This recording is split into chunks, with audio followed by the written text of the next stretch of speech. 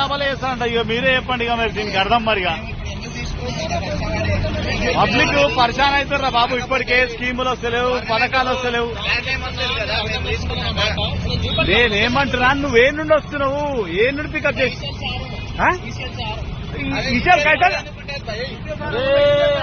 पूरा उल्लू बना रहे थे. अरे इसे कैसे जाना रे? अरे हमारे उल्लू का बना रहे थे.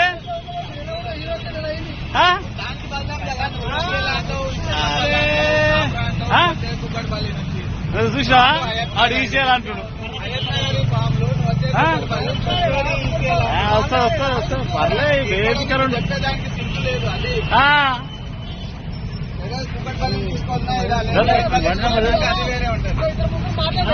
మరి ఏంది ఏం అర్థమైతలే. మన ఈసీఎల్ అంటుడు, కుగడపల్లి అంటుడు, పాండప్ప అంటుడు, జాత్ర అంటుడు.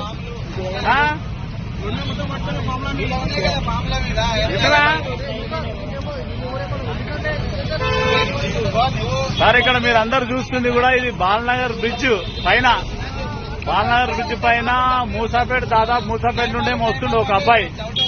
పాపం పేపర్లు అన్ని పడిపోతే మేము అన్ని చూసాం. ఏం పేపర్లు పడిపోతాయని చూస్తే ప్రజాపాలన దరఖాస్తు చేసిన పేపర్లు ఇవన్నీ.